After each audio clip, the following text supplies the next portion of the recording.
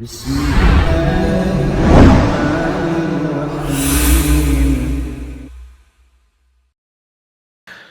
alhamdulillah, wassalatu wassalamu ala ashrafil anbiya wal mursalin wa ala alihi wa sahbihi wa man tabi'ahum bi ihsanin ila yaumiddin, amma ba'd. Ikhwani fillah rahimani wa rahimakumullah. Kita lanjutkan kembali pembacaan kitab Tauhid. Qala al-mu'allif rahimahullah, babun la yuzbahu lillahi bimakanin yuzbahu fihi li ghairillah. Betul ya, sampai situ ya. Terakhir kita bahas bab maja'a fi dzabh li ghairillah. Bab tentang menyembelih untuk selain Allah Subhanahu wa taala. Ya, dipertegas lagi, semalam kita bahas tentang tanya jawab hadis tentang seseorang yang masuk ke dalam neraka disebabkan apa? Lanat. Nah, sekarang saya membuat bab baru, la yuzbah atau la yuzbahu. La-nya memang di situ nafi. Nafi itu artinya tidak. Ya, berarti tidak boleh disembelih. Ya tentunya yang disembelih adalah hewan-hewan sembelihan. Tapi mengandung juga di dalamnya makna an-nahyu, larangan. Jadi diterjemahkannya bisa janganlah. Ya, walaupun di situ bermaknanya nafi, kita ketahui dari harokat fi'il mudhari'nya, yudbahu dibaca marfu dhammah. Berarti lanya di situ nafi, artinya tidak. Bedakan antara nafi dengan nahi. Kalau nafi artinya tidak, atau tidaklah, atau tidak boleh. Tapi kalau nahyu itu larangan, artinya janganlah. Misalkan ya la ya'kulu Zaidun, terjemahannya Zaid tidak makan. Tapi kalau ada kata la ta'kul, berarti janganlah makan. Nah, di sini ya zahirnya dia nafi, tapi mencakup juga di dalamnya bentuk larangan. Larangan untuk menyembelih walaupun untuk Allah Subhanahu wa taala, bi makanin, bi menunjukkan tempat. Di tempat yuzbahu fihi li ghairillah. Di tempat di mana di situ disembelih hewan-hewan kurban atau hewan-hewan ya sembelihan untuk selain Allah Subhanahu wa taala di tempat tersebut. Senyum ya. Di sini disebutkan oleh Syekh Shalih Al-Syekh, surah masalahnya didapati sebuah tempat yuzbahu fihi li ghairillah, disembelih di situ hewan untuk selain Allah. Kamakanin inda qabrin, seperti tempat yang ada di sisi kuburan. Nah, ini kuburannya ada di sekitarnya, di situ biasa digunakan untuk menyembelih. Ya. Dan di suku-suku di Indonesia masih ada yang hal-hal tersebut gitu. Ada sebuah tempat dikhususkan memang untuk apa? Menyembelih selain Allah Subhanahu wa taala. Kayak kemarin kasus yang apa? Si Panji itu di Toraja, dia kan minta maafnya harus nyembelih di situ. Yang disembelih babi. Ya, dan diperuntukkan memang untuk nenek moyangnya, karena sudah mencemari nama baik nenek moyang. Jadi disitulah tempat disembelih hewan untuk selain Allah Subhanahu wa taala. Au inda mashhadin, ya mashhad sama tempat pemakaman, dan au inda makanin mu'azzam, atau di sisi tempat yang memang diagungkan. Wa'tadal musyrikun at-taqarruba bidz-dzabaih li asnamihim wa awthanihim fi hadzal makan. Nah, orang musyrik biasa mengerjakan berulang terus bentuk taqarrub dengan menyembelih hewan-hewan untuk berhala mereka, untuk wasan mereka di tempat tersebut.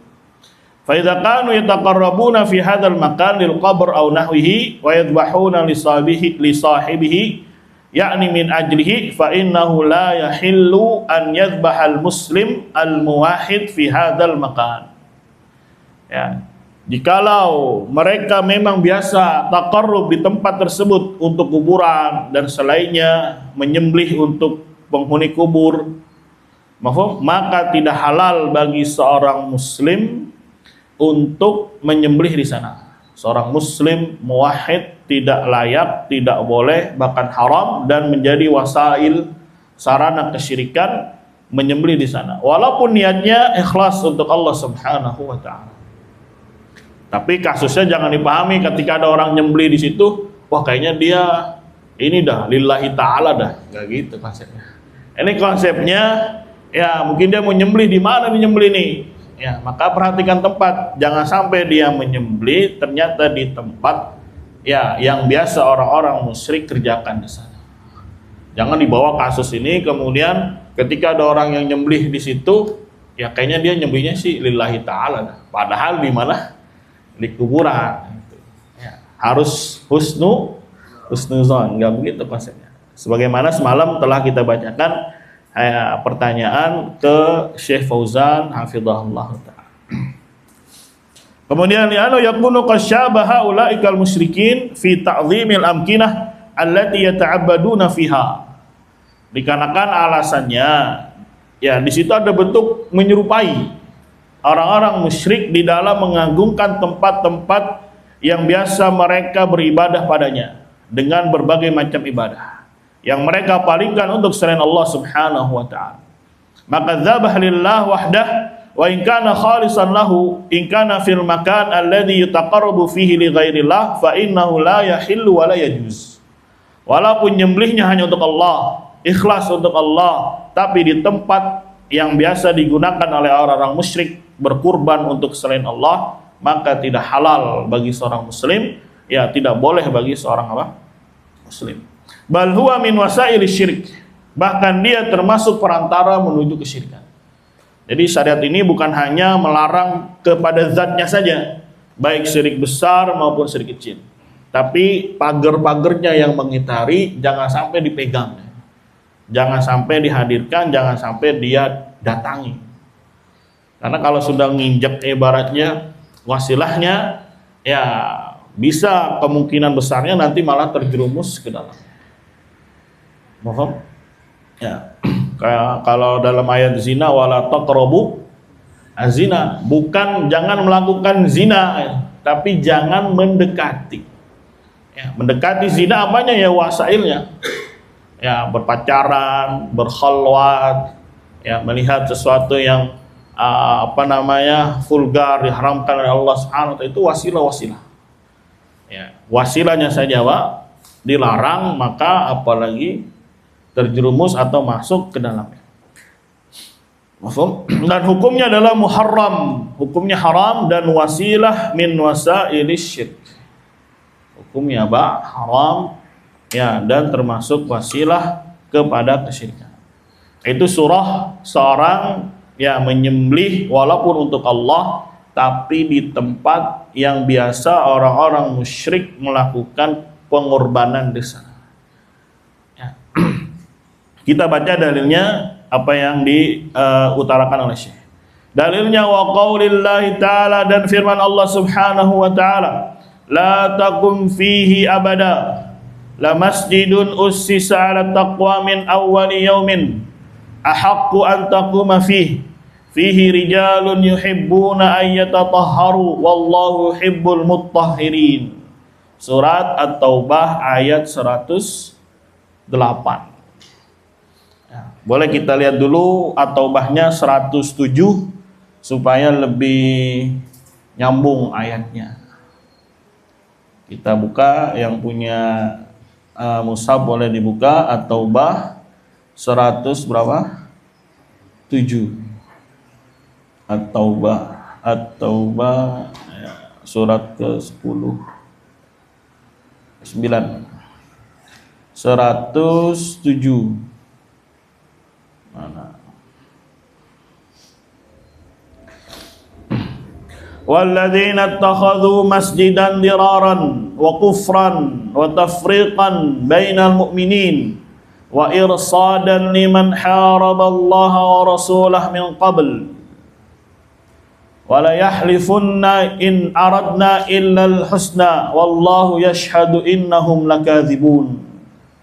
Ini kisah tentang orang-orang munafik itu membuat atau mendirikan masjid yang disebut Masjid Dirar.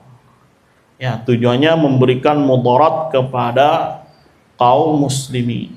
Ya, pencetusnya, pionirnya ada namanya Abu Amir Ar-Rahib. Dia seorang pendeta Nasara yang ada di Madinah ketika itu. Ya, tidak suka kehadiran Nabi Muhammad sallallahu alaihi wasallam. Kemudian menghasut beberapa orang-orang Madinah, mafhum, untuk ya membangkang, untuk membenci dakwah Nabi Muhammad SAW. Diketahuan dia, akhirnya kabur dia kemana? Ke Rum, Romawi. Ya, minta suaka sama raja di sana. Tapi walaupun dia jauh di sana, tapi dia masih suka mengirim surat. Ya, akhirnya dia punya ide, ya sudah kalau begitu kalian wahai orang-orang Madinah yang loyal kepada siapa? Abu Amir, untuk membuat masjid tandingan. Di mana? Di daerah Kuba. Dan Kuba ini awal masjid ketika Nabi hijrah dari Mekah ke mana? Ke Madinah. Kemudian istirahat sejenak di mana? Di Kuba, bikin masjid situ. Baru masuk ke ya Masjid Nabawi yang sekarang. Jadi awal kali yang dibangun adalah masjid apa? Kuba. Paling kalau jalan ya dari Masjid Nabawi berapa kiloan itu? 6 atau 5 kiloan. Ya, jadi ada masjid disebut namanya Masjid apa? Kuba. Ya, kalau dia jalan kaki atau berkendaraan dalam keadaan berwudu dari tempat dia tinggal, hotel, kemudian sholat 2 rakaat di sana, pahalanya seperti umroh. Ya, makanya dibikin sekarang Mamsyah Kuba. Mamsyah itu tempat pejalan kaki. Ya, dari Masjid Nabawi jalan ke mana? Ke Masjid Kuba. Nah, di sekitaran situ atas perintahnya si Abu Amir ini, pendeta Nasara, ya memberitakan di sana konco-konconya dari kalangan orang-orang munafik. Akhirnya bikin apa mereka? Bikin masjid. Tapi tujuannya di sini kata Allah Subhanahu wa taala wa kufran wa tafriqan bainal mu'minin. Ya, Anda bacakan artinya, dan di antara orang-orang munafik itu ada orang-orang yang mendirikan masjid untuk menimbulkan kemudaratan pada orang-orang mukmin. Tujuannya untuk kekafiran. Jadi membuat manusia nanti ragu sehingga dia kufur kembali. Dan untuk memecah belah antara orang-orang mukmin, serta menunggu kedatangan orang-orang yang telah memerangi Allah dan Rasulnya sejak dahulu. Jadi bikin base camp ya, bikin center. Tujuannya dirar, membahayakan, memudaratkan, kufran, membuat orang nanti kufur kembali. Tujuannya tafriqan, memecah belah persatuan kaum muslimin, dan menunggu ya kehadirannya siapa tuh pentolannya yang lari ke Romawi. Yang mereka dari awal memang memusuhi Allah dan Rasulnya.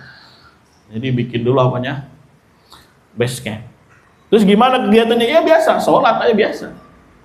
Ya sholat biasa, membuat aktivitas di mana? Di masjid. Paham ya? Kemudian mereka katakan wala yahlifunna, mereka sampai bersumpah. Ya, mereka sesungguhnya bersumpah. Di situ wala yahlifunna, walaupun nempel sama nun taukid, dia mu'rab. Karena di situ ada fasil, yaitu waw jamaah. Makanya dibacanya fu. Ya, bukan fa. Kalau fa berarti domirnya huwa. Tapi kalau fu domirnya di situ domir hum. Maka dia bukan mabni, dia mu'rab. Dan betul-betul mereka bersumpah, in aradna, tidaklah kami menginginkan kecuali husna, kebaikan. Ya namanya kejahatan, masa iya kalau ditanya mau ngapain? Saya baik tujuannya. Yang apa mencuri? Ini anak saya belum makan. Pasti tujuannya baik. Makanya kalau semuanya harus ditanya dulu, ya repot. Ya pasti akan mengklaim, ya meyakini atau niatnya semuanya adalah baik. Sekarang yang kita lihat adalah perbuatan mereka ini. perbuatannya apa mereka. Wallahu yashhadu innahum lakadzibun, dan Allah yang bersaksi bahwasanya mereka ini adalah apa? Pendusta, pembohong. Ya, diungkap kedoknya oleh Allah Subhanahu wa taala. Ini menjelaskan kepada kita, ya, walaupun sedakwahnya Nabi, tetap aja kita tidak dituntut untuk memuaskan semua manusia. Ya, di Mekah ya banyak musuhnya. Dikirain kalau udah ke Madinah aman, tentram, sentosa. Ya, taunya ada lagi pergolakannya, tapi dari kalangan apa? Ya, teman sendiri ibaratnya, musuh dalam apa? Selimut. Itu orang-orang munafik. Yang mereka masuk ke dalam dinul Islam tujuannya karena tidak mau mati, tidak mau dibunuh, tidak mau diperangi oleh Nabi Muhammad SAW. Akhirnya mereka mengucapkan dengan lisan-lisan saja, tetapi hatinya apa? Luar biasa dari bentuk kekufuran. Ini sekali lagi juga menunjukkan konsep iman bukan hanya sekedar di mana? Di lisan, tapi juga masuk ke dalam apa? Hati. Walaupun memang hati kita nggak tahu, ya makanya dikabarkan oleh Allah Subhanahu wa taala bahwasanya di tengah-tengah kalian ada orang-orang apa? Munafik. Tapi ketika tidak dikabarkan, ya sudah bermuamalah seperti manusia biasa, seperti muslim dengan muslimnya. Makanya orang munafiknya juga sholat, puasa, ya bahkan ikut berjihad. Mafhum? Tapi kita utarakan, kita jelaskan, kalau dia sudah berislam dengan ucapannya, dengan perbuatannya, hatinya juga perlu dijaga. Ya, walaupun memang di dunia dihukumi mereka sebagai zahirnya muslim, tapi bahaya nanti kalau berjumpa dengan Allah Subhanahu wa taala ternyata di dalam hatinya ada apa? Kemunafikan. Apa itu kemunafikan? Intinya di sini munafik yang besar. Ya, menampakkan keislaman tapi di dalam hatinya apa? Membenci Islam itu sendiri. Walaupun sekali lagi kita nggak tahu isi hati dia, kecuali memang dia ngomong, kecuali dia nampakkan. Tapi bahaya nanti di yaumul kiamah ketika Allah sidang. Kayak kemarin surat At-Tariq, yauma tubla as-sarair, hari di mana sarair itu segala apa yang terdalam di dalam hati dari niat dan i'tiqad akan diuji, dimintai pertanggungjawaban di hadapan Allah Subhanahu wa taala. Nah, kalau ternyata ada kenifakan besar, maka ancamannya fid-darkil asfali minan nar. Nasallallahu alaihi wasallam. Jadi kumpullah seberapa, diriwayatkan ada sekitar 12. Ada yang udah nih pakai tanah gua aja gitu. Siap. Nih, gue punya kayu nih, karena orang Madinah kan berkebun. Ya banyak tanah dan juga kadang punya beberapa persediaan stok kayu, entah dari kurma dan yang lainnya. Jadi banyak mereka 12 orang ini ya apa namanya? Swasembada lah ya. Saling apa? Saling tahun. Ya, lihat orang munafik aja punya yang namanya apa? Tahun. Ya, karena nggak akan bisa melangkah sendirian. Walaupun itu dalam hal kejahatan, kejelekan, mau nggak mau mereka juga harus apa? Tahun, tolong menolong. Tapi alal ismi wal udwan. Makanya ayatnya kan ya wa ta'awanu alal birri wat taqwa wa la ta'awanu alal ismi wal udwan. Ini menunjukkan ya kejahatan juga perlu yang namanya tahun. Ya, akhirnya kumpullah sekitar ada 12 orang. Nih, gue punya tanah, bangun aja. Nih, saya punya kayu, pakai. Kalau zaman sekarang, nih gue punya material nih, semen, siap. Ya, apa lagi? Pasir. Gue punya tanah nih, pakai aja dah. Tapi dikomandoi oleh Abu Amir ya Ar-Rahib yang ada di mana? Di Romawi. Jadi saling mengirim apa? Surat. Tujuannya bikin dulu di sana pergerakan. Nanti kalau sudah besar dia mau datang ke sana. Makanya kalimatnya di sini Allah katakan liman haraballaha wa rasulahu min qabl. Jadi untuk menanti, menunggu orang-orang yang sudah memusuhi Allah dan Rasulnya sebelumnya, yaitu tadi pentolan-pentolannya. Ya, jadi begitu juga dakwah ya, jangan dianggap wah udah aman nih, belum tentu. Ya, namanya syaitan itu hari sangat semangat. Anggaplah dia syaitan ini sudah putus asa untuk menyesatkan manusia supaya ahli tauhid ini beribadah kepada selain Allah, nggak sanggup lagi dia. Tapi bisa dia punya senjata lain, yaitu dengan tahrish, yaitu membuat pecah belah antara yang satu dengan yang lainnya. Jadi jangan dianggap aman-aman saja, ahli tauhid tidak ada ujiannya, banyak bahkan. Terutama dalam masalah ya ukhuwah, persaudaraan, ya dalam masalah muamalah dan yang seterusnya. Lanjut kemudian Syekh di sini membawakan Taubah 108. La takum fihi abada. Ini Allah tegaskan kepada Nabi Muhammad, janganlah kamu berdiri di dalam masjid itu selama-lamanya. Takum di sini maksudnya salat. Janganlah kamu berdiri atau salat di masjid itu selama-lamanya. Dilarang oleh Allah Subhanahu wa taala. Sisi pendalilannya gimana? Lah, sekarang salatnya orang munafik di Masjid Dirar itu sama atau beda?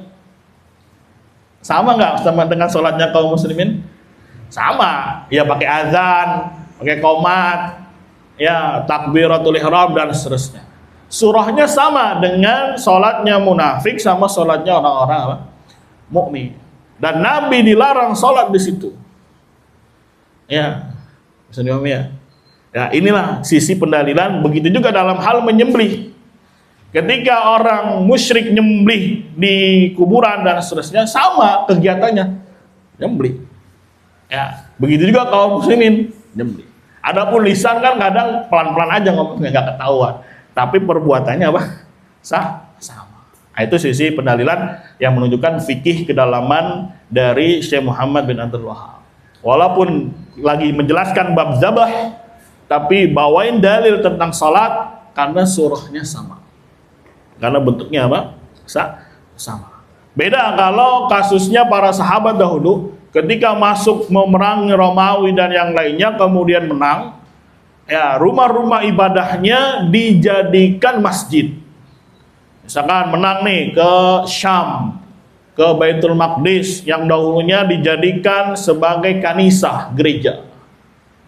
Kemudian dibersihkan patung-patung segala macam, sholat di situ. Karena ada yang mengkritik, itu dulu para sahabat juga sholat di mana?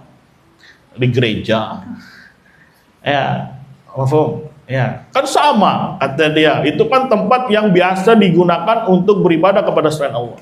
Seharusnya ya nggak masalah juga dong kalau kita nyembelih di sana. Maka dijawab oleh para ulama, surahnya loh, bentuknya tuh beda. Salatnya orang Nasara dengan salatnya orang Muslim itu beda. Jadi ketika orang Muslim masuk ke gereja sudah dibersihkan segala macam, kemudian salat. Ketika orang melihat, apakah itu salatnya orang Nasara atau salatnya orang Muslim? Salatnya orang Muslim. Ya, kalau pengen tahu salatnya Nasara tuh, yang Nasara yang ortodok, yang sama, yang ada ruku-rukunya juga. Itu. Nanti bisa dicek di mana di Google aliran-aliran apa? Yang ortodoks. Apa alirannya apa? Ya sama yang perempuannya pakai kayak kerudungan gitu. Ya. Itu dia sedang sholat, tapi pasti berbeda dengan sholatnya kaum muslimin. Jadi jangan dicampur aduk. Beda surahnya. Adapun menyembelih, ya kemudian juga sholat, itu sama surahnya. Tapi Nabi dilarang, kenapa? Karena sekarang masjid ini ya diperuntukkan memang untuk kekufuran, untuk memecah kaum muslimin, untuk ya begini dan begini. Maka Nabi dilarang untuk sholat di situ. Walaupun Nabi sholatnya pasti ikhlaskan Allah. Ya kaum muslimin misalkan sholat di situ pasti ikhlaskan Allah. Tapi sekarang posisinya tempatnya ini sudah menjadi Masjid Dirar, menjadi pusat senternya orang-orang munafik yang mereka membenci Allah dan Rasul. Akhirnya Nabi dilarang, la takum fihi abada. Janganlah kamu berdiri, maksudnya sholat di sana di Masjid Dirar selama-lamanya. Dilarang. Ya ini bisa antum kiaskan dalam masalah yang memang kalau di situ diperuntukkan untuk perkara-perkara yang melakukan kebid'ahan misalkan atau bentuk kekufuran, walaupun antum ikhlas karena Allah, jangan masuk ke dalam. Ya, misalkan acara bid'ah, ya Isra Mi'raj, antum diundang sebagai dai salafi, Ya, padahal di situ memang acaranya untuk apa? Kebid'ahan.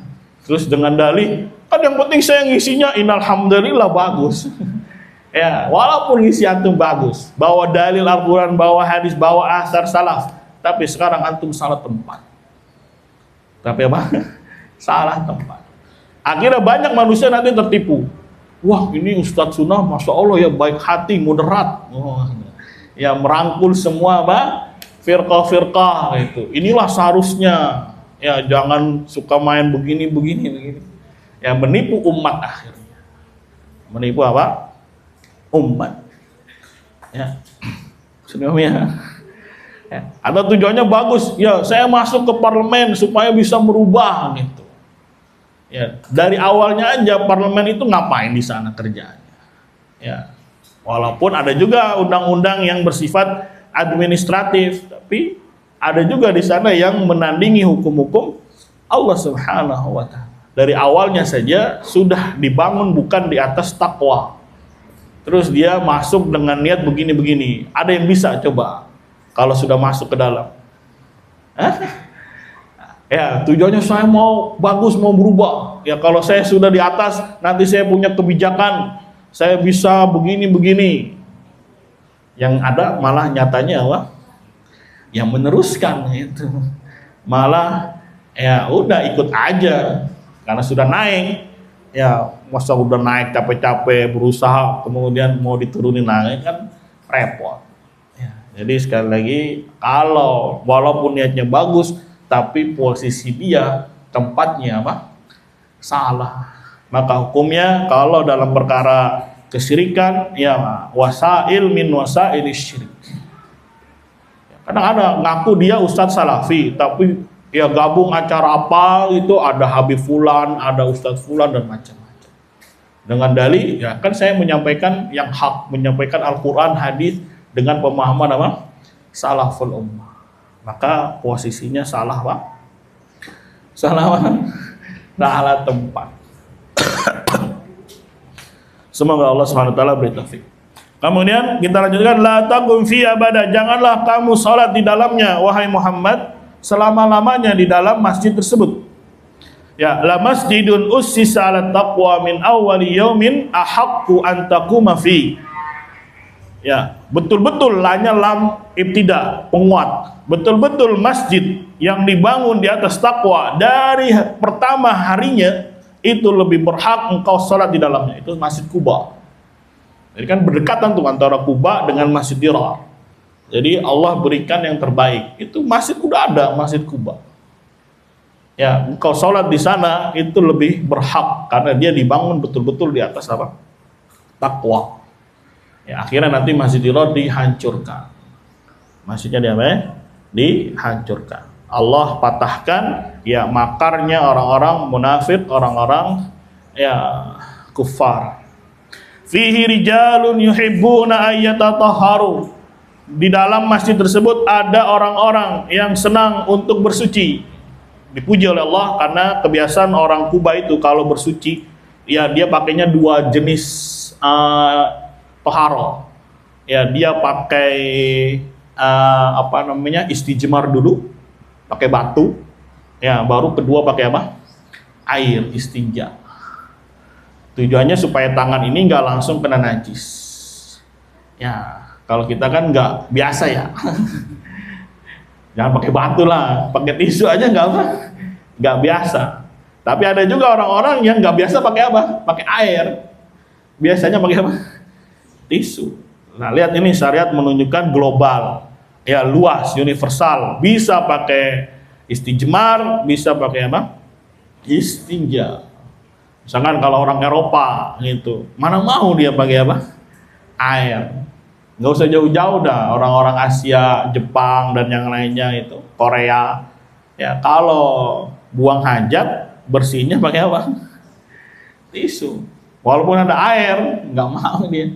Kalau kita masuk mall misalkan, mana airnya nih? Tisu, aduh nggak jadi dah, tahan aja.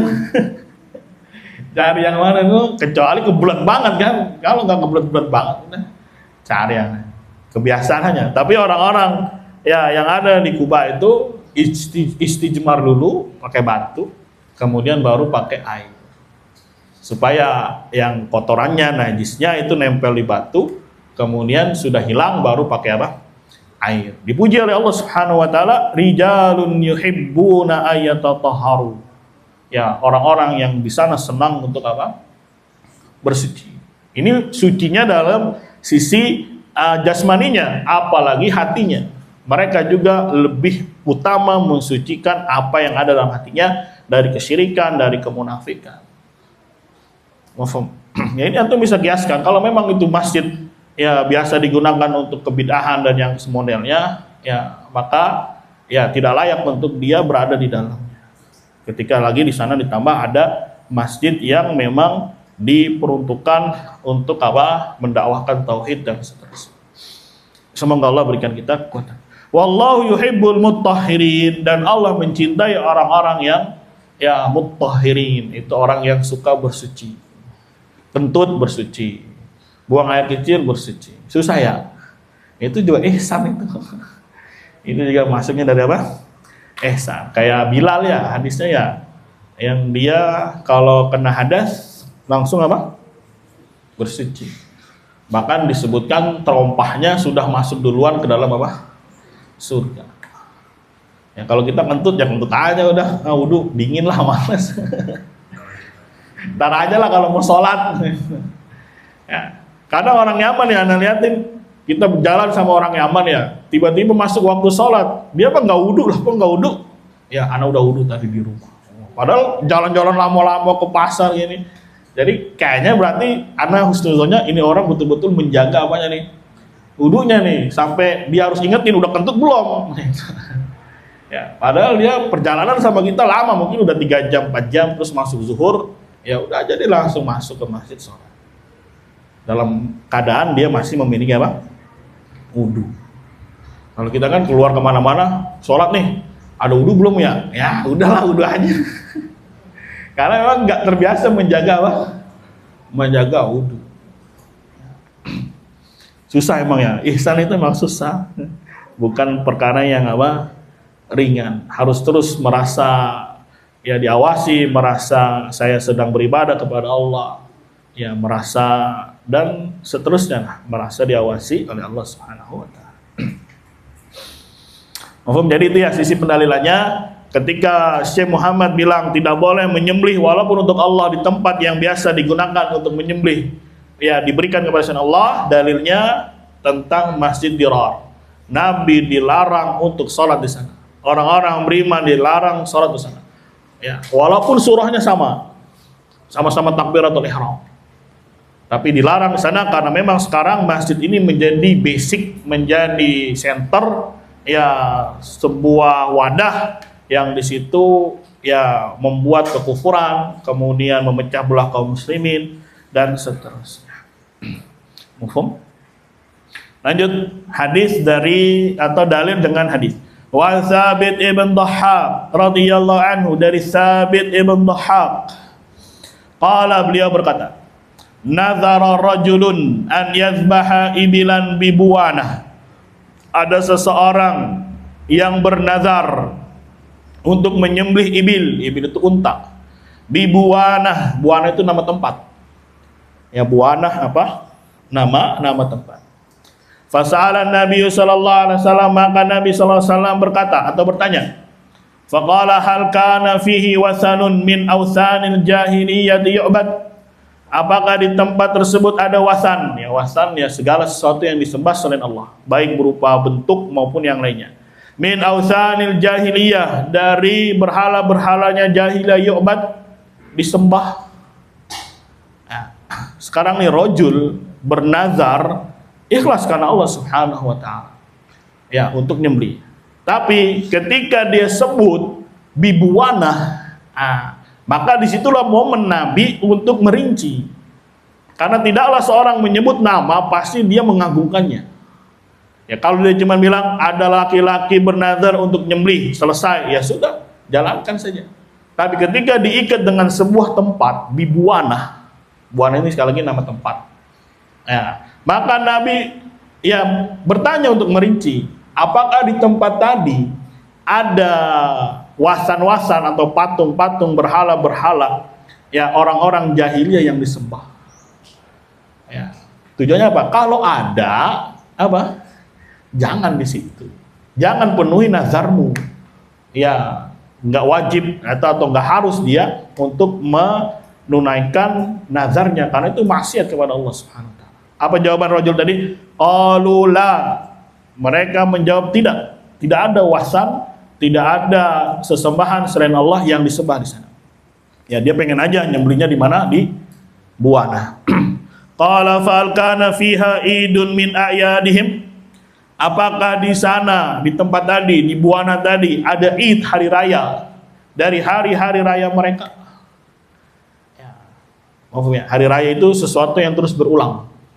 Ya bisa setahun sekali. Kalau kemarin kan tanggal 14 ya. Hari apa tuh berulang? Valentine. Ya, kayaknya dulu kalau zaman sekolah kalau Valentine itu ditunggu-tunggu. Kalau sekarang alhamdulillah Allah palingkan ya bodo amat mau Valentine mau apa ya. Ya. Jangan-jangan yang udah ngaji juga, ayo besok nih hari apa nih? Hari Valentine nih. Ya. Alhamdulillah udah lewat sekarang tanggalnya 15. Padahal kalau mau dilihat sejarahnya, benar nggak itu dari orang-orang apa? Nasoro, dari orang-orang Paus dan yang lainnya. Kenapa dijadikan menjadi Id, ya hari raya yang digandrungi oleh anak-anak muda? Ya, saling memberi apa? Coklat, saling memberi apalah, yang ujung-ujungnya malah melakukan fahisyah. Sallallahu alaihi wasallam. Ya, jadi Nabi bertanya, apakah di sana ada Id, hari raya dari hari-hari raya mereka?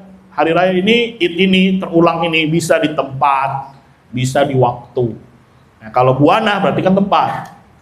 Ya, kalau waktu, ya misalkan tanggal sekian, bulan sekian, dijadikan hari apa? Raya. Makanya Idul Fitr dikatakan Id, karena dia memang terus berulang. Setahun sekali. Disebut Id, hari raya. Fitr berbuka. Ya, di Indonesia malah diartikan fitr itu menjadi apa? Fitrah. Jadi kita kalau habis puasa selesai menang seperti bayi dilahirkan kembali. Padahal fitr di situ yang maksudnya berbuka. Hari berbuka, hari makan, hari minum. Ya. Luar biasa. Memang banyak para ulama jelaskan juga musuh-musuh Islam itu terkadang menyerang kaum muslimin dari sisi bahasa.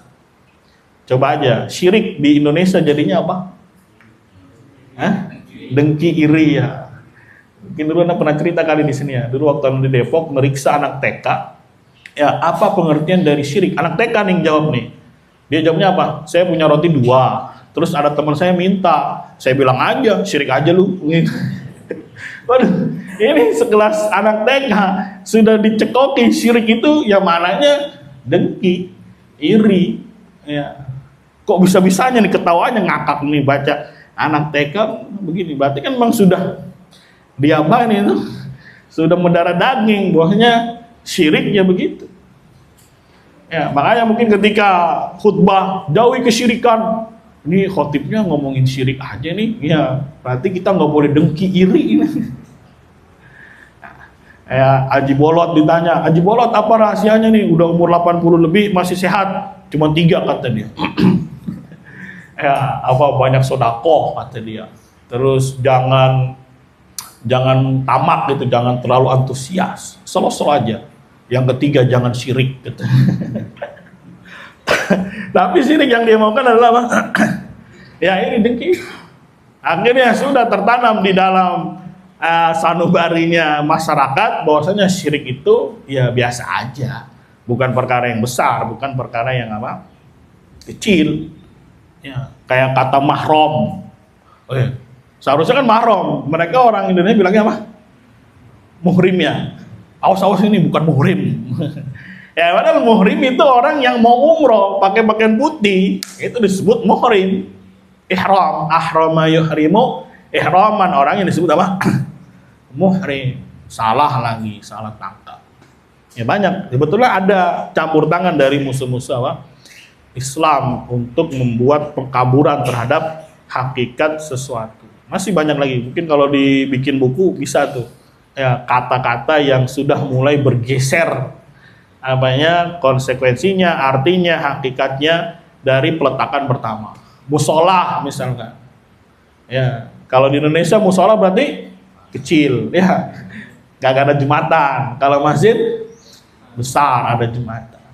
Walaupun nggak paten juga kayak di Jawa atau di Bandung itu, ya padahal kecil-kecil banget, lebih kecil dari ini. Semuanya masjid namanya. Ya, nggak ada namanya musola. Kalau musola di zaman Nabi ya tanah lapang yang digunakan untuk sholat id, sholat istisqa, yang menyembelih di sana. Ya itu disebut dengan apa? Musola. Kalau ada bangunan seperti ini ya namanya udah masjid. Ya, misalkan kita umroh, ini kecil banget masjid, ini musola apa ya namanya ya? Udah namanya Masjid Abu Bakar, Masjid Ali, Masjid Umar, Masjid Gomama. Ya, walaupun kecil-kecil tapi disebutnya juga apa? Masjid. Ya. Nah, itulah diperangi dari sisi apa? Bahasa. Jadi Nabi bertanya yang kedua, apakah di sana ada Id, hari raya dari hari-hari rayanya orang-orang apa? Musyrikin? Qalu la, tidak ada. Faqala Rasulullah sallallahu alaihi wasallam, maka Rasulullah sallallahu alaihi wasallam berkata, "Aufi binadhrik." Ya, tunaikanlah nadarmu. Fa innahu la wafa'a li nadhrin fi ma'siyatillah. Karena sesungguhnya tidak boleh menunaikan, menjalankan nazar yang di dalamnya ada maksiat kepada Allah Subhanahu wa taala. Wala fi ma la yamliku ibnu Adam. Tidak boleh juga pada perkara yang tidak dimiliki oleh ibnu Adam. Rawahu Abu Daud wa isnaduhu ala syartihima. Diriwayatkan oleh Imam Abu Daud dan sanadnya sesuai syarat Bukhari dan Muslim. Syarat Bukhari Muslim itu salah satunya antara rawi dengan satu harus bertemu. Ya, harus apa? Harus bertemu. Ya, jadi sudah ittisal di sana. Maka hadis ini sahih dan nanti bab setelahnya akan dibahas tentang nazar. Bab setelahnya akan dibahas tentang apa? Nazar. Ya, jadi hadis ini juga dihadirkan dalam rangka ya bukan tadi kayak kasus yang pertama kalau dia nyembelih di situ, antum jangan bilang dia kafir dulu, bisa jadi niatnya ikhlas karena Allah, enggak gitu. Ya, dibantah dengan dalil ini, dengan hadis ini. Jadi kalau ada seorang muslim hendak ingin ya berkurban, maka hati-hati dari memilih apa? Tempat itu yang dimaukan. Makanya laki-laki ini nanya dulu, boleh nggak saya nazar? Apa boleh nggak saya nyembelih ibil di Buana itu? Ya, karena dia sudah nyebut nama tempat, berarti kan ada bentuk pengagungan. Kenapa dia mau rela bernazar di situ? Makanya Nabi rinci, apakah di sana begini, apakah di sana begini. Ketika aman dari segala bentuk kesyirikan, dalam bentuk kekufuran, maka Nabi izinkan untuk menunaikan nazarnya. Begitu. Tapi kalau yang sudah di situ, terus kita tanyain dulu hatinya, ya nggak gitu konsepnya. Ya, tidak begitu apa konsepnya. Nanti dari ungkapan Syekh Fauzan semalam, az-zahir annal irja mutamakkinun fi ba'dil hadirin. Ya, yang nampak ini kayaknya virus irja ini bercokol ini pada sebagian ya hadirin, yaitu audiens. Assalamualaikum ya wassalam. Itu bab kalau di sini bab ke-10, mungkin di redaksi lain babnya ke-11 ya. 11 atau 10? 11. Soalnya kalau yang ini muqaddimah nggak dianggap bab. Nah, kita sudah masuk bab ke-10, tidak bolehnya menyembelih di tempat yang di situ ada kekufuran, ada kesyirikan, walaupun niatnya ikhlas karena Allah Subhanahu wa ta'ala. Ya, maka tempat juga mempengaruhi. Tempat juga apa? Mempengaruhi. Ya, fitrah saja ya. Misalkan antum mau minum air putih tapi di bar, ya jangan Pak, nanti antum kena tuduhan lagi. Jadi ya, enggak kok anak mau minum air putih aja di sana. Tapi datangnya ke tempat orang yang jual whisky, yang jual kopi miring, yang jual ini. Ya, walaupun niat antum cuma pengen apa? Minum doang, ya nggak usah. Ya, bahaya nanti ada tuhmah, tuduhan jelek kepada antum. Ya, ada suudzon kepada antum. Walaupun orang cuma mau makan nih. Ya, maka tempat-tempat yang seperti ini ya dijauhkan. Khawatir juga nanti malah turun azab Allah Subhanahu wa ta'ala. Ya, Allah ratakan azab di sana. Walaupun niat nanti akan mintai pertanggungjawabannya nanti di yaumul qiyamah. Ya. Begitu. Wallahu a'lam bishawab. Ada pertanyaan sampai di sana?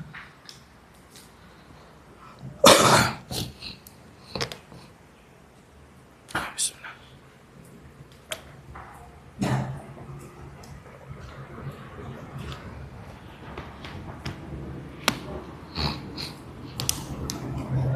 Ya, ya Pak. Jadi kalau ada yang korban gitu lah, korban akal gitu ya. Ya. Tapi ada pas motong itu dikasih kain putih atau kembang gitu, itu gimana? Dikasih apa Pak?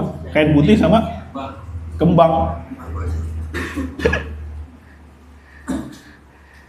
Ya tujuannya apa itu dia?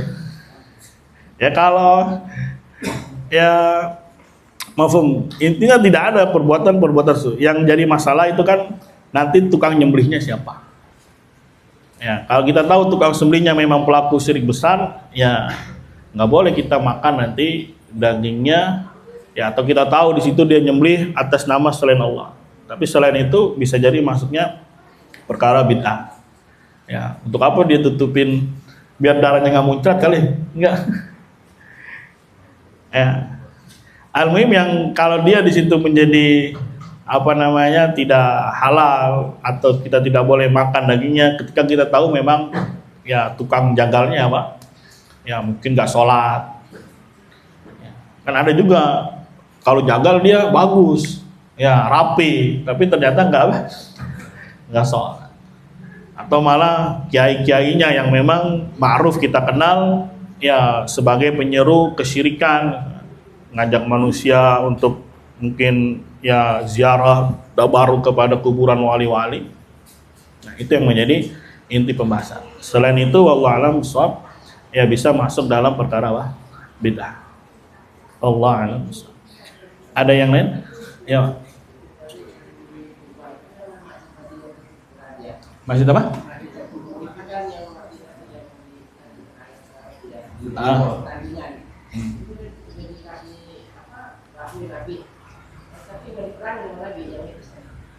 Enam. Cuman riwayat yang ada itu jadi akhirnya masjidnya dihancurkan. Kemudian ada pun orang-orang munafiknya ya sudah, ketika dia bermuamalah seperti biasa, kelihatan zahirnya sholat, ya sudah dibiarkan saja. Ya, dibiarkan saja. Karena masalah hati kan nanti urusannya pada Allah Subhanahu wa taala. Makanya kita jangan terpedaya cuman kita sudah berucap kemudian sudah sholat selesai. Enggak, hati juga perlu diwaspadai, hati juga perlu intinya nanti masjid itu dihancurkan. Tidak ada lagi. Ya. Walaupun orang-orang munafiknya ya tetap aja masih ada. Ya, tapi barangkali dengan dibiarkan, ini kan politik juga sebetulnya. Ya, barangkali dengan dibiarkan mereka nanti mau bertobat, mau lebih baik. Dan juga masalah yang lain, takut diserang dari pihak luar, Muhammad membunuh temannya sendiri. Ya, jadi ada namanya politik. Karena untuk bab eksekusi itu kan perlu pertimbangan, perlu lihat alim, hakim. Ya, dalam hal ini kan hakimnya kodinya Nabi Muhammad SAW. Ya, maka perlu yang namanya pertimbangan. Kalau memang harus dibunuh ya dibunuh. Tapi kalau mungkin harus dibiarkan ya biarkan. Terserah kembali kepada hakim. Ya, tapi dalam bab penamaan ya Nabi sudah tahu siapa-siapa munafik. Bahkan dikasih tahu sahabat siapa?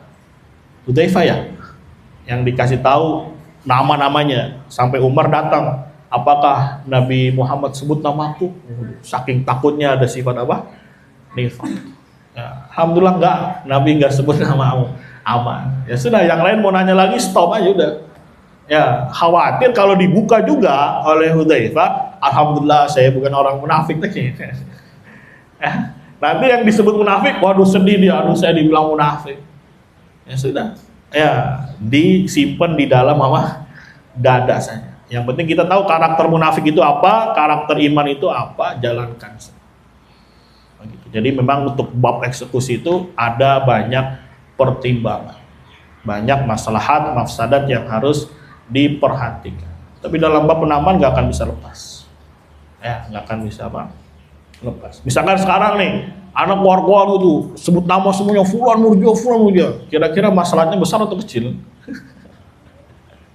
Kira-kira. Hah? Ini orang mana lagi nih baru? Wah, ini mah pansos ini pasti nih. Akhirnya nggak kena ibaratnya. Ya sudah, pelan-pelan aja jelasin iman, jelasin tauhid, jelasin pembatal keislaman. Dan sekali lagi kita tidak dituntut untuk memuaskan semua manusia. Ya. Atum nih nggak senang sama jelasan anak, apa lu usir nggak boleh wah, kan nggak gitu. Ya, walaupun masih ada aja orang-orangnya, ya sudah kadang sindir-sindir halus. Gitu. Ya, walaupun kita tahu juga orang ini masih beleng-beleng lah. Karena perlu apa? Tinjauan. Perlu perhatian dalam sisi maslahat mafsadah. Bisa jadi kalau mungkin Anda sebut langsung nama di majelis ini si Fulan, waduh, nanti dia sakit hati, kabur, ya nggak mau ini lagi. Khair insyaallah. Ada lagi? Ya, bentar. Bisa kalau yang beli itu pernikahan yang itu gimana Ustaz? Ya selama bid'ahnya bukan mukaffirah, ya bid'ah-bid'ah amali, insya Allah nggak masalah. Ya, insya Allah apa? Yang masalah adalah kalau pelakunya pelaku syirik apa? Syirik besar yang juga atau bid'ah mukaffirah. Bid'ah yang apa? Mukaffirah. Allah a'lam bishawab. Ada lagi yang lain? Ya. Dari hadis tadi disampaikan bahwa tidak ada keperluan suatu nazar pada perkara yang dibuat milik seseorang. Ya.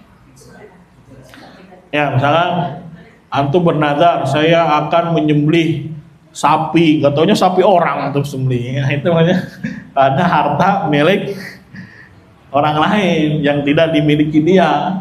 Main sembelih-sembelih aja sapi orang. Ya betul, nyembelih sapi. Ya nadarnya, tapi kalau punya orang yang disembelih fima la yamliku ibnu Adam, atau pada perkara yang Ibnu Adam tidak miliki. Bisa. Atau ya saya akan nadar menyembelih hewan yang kabur tadi. Gimana caranya nyembelihnya? Orang hewannya udah kabur. Ya.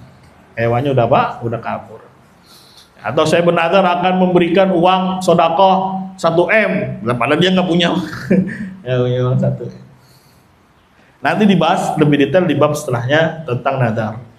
Ya ada nadar mutlak, ada nadar muqayyad, dan apa yang disebut nadar bakhil yang dikatakan Nabi tidaklah keluar kecuali dari orang yang bakhil, yaitu nadar yang sifatnya terikat. Kalau saya berhasil nanti saya akan begini. Nah, itu hukum asalnya makruh, tapi untuk menjalankannya menjadi wajib ketika sudah terrealisasi keinginan dia. Tapi tidaklah yang seperti ini keluar kecuali dari orang yang apa? Bakhil. Jadi dia mau beramal kalau dapat apa dulu? Dapat sesuatu. Tapi nanti ada yang terpuji, yaitu nadarnya mutlak. Ya tiba-tiba bernadar aja. Pokoknya saya mau traktir semua ikhwah. Walaupun nggak diberi apa-apa, ya kalau pokoknya udah nazar aja gitu, saya mau traktir. Wajib nanti dia apa? Untuk memenuhi nazarnya tadi. Yufuna bin nadri wa yakhafuna yauman kana syarruhu mustatir. Dipuji oleh Allah orang-orang yang menunaikan nazarnya. Wallahu a'lam. Jadi sekali lagi bab ini babnya ke wasilah ya. Babnya ke wasilah. Kalau bab-bab kemarin kan ada syirik besar, ada syirik kecil, kita jauhkan. Begitu juga sekarang wasilahnya. Jadi jangan cuma bicara inti. Betul memang kita sholat berjamaah di masjid, tapi lihat juga lingkupan yang lainnya. Wasilah-wasilahnya, apa kondisi-kondisinya, lihat juga. Ya betul kita diperintahkan menjauhkan syirik besar, syirik kecil. Tapi perantara-perantara yang menuju ke sana juga harus dikat gitu, diputus. Ya, supaya lebih kuat untuk berpegang teguh dengan apa? At-tauhid. Ya. Jadi jangan saklek. Kan saya diperintahkan sholat berjamaah. Iya, berjamaah emang bagus. Tapi bukan cuma sekedar sholat, atau perhatikan imam. Ya, kalau imamnya udah tahu pelaku syirik besar, Ya nggak boleh, udah tahu imamnya dukun. Sholat di belakang. Ijma nggak sah sholat di belakang para pelaku syirik besar, ya dukun, nggak sah sholat kita. Jangan alasan yang penting kan saya udah sholat, nggak gitu konsepnya. Ya, yang penting kan saya makan, iya makan dibayar belakangnya. Ada talazum, kelaziman yang mengiringi. Iya, yang penting kan saya mau tawaf, saya mau umroh, tawaf, sa'i, tahalul, iya Pak. Tapi sekarang harus punya paspor, harus punya visa, punya tiket. Nah, ini diperhatikan. Ketika tuh beli tiket juga misalkan, kan perhatian juga ini orang bener nggak? Jangan-jangan gua kena tipu lagi nanti. Ya kan? Nggak asal beli doang kan? Kan yang penting udah beli. Nggak gitu juga konsepnya. Banyak di luar sana penipu tiket. Nah itu sekali lagi fitrah, itu fitrah ya adanya kehati-hatian di sana.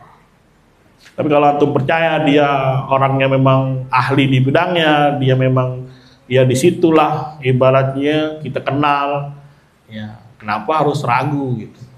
Kenapa harus ada raib? Ya, raib itu ragu tapi diiringi dengan tuhmah, tuduhan, suudzon, ya lebih tinggi derajatnya daripada syak. Kalau syak bimbang, nggak bisa pilih A, pilih B karena memang kurang data, kurang maklumat.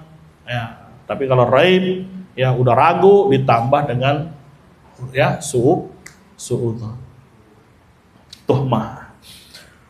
Wallahu a'lam bishawab. Kita akhiri subhanakallahumma wa bihamdika asyhadu an la ilaha illa anta astaghfiruka wa atubu ilaik. Wassalamualaikum warahmatullahi wabarakatuh.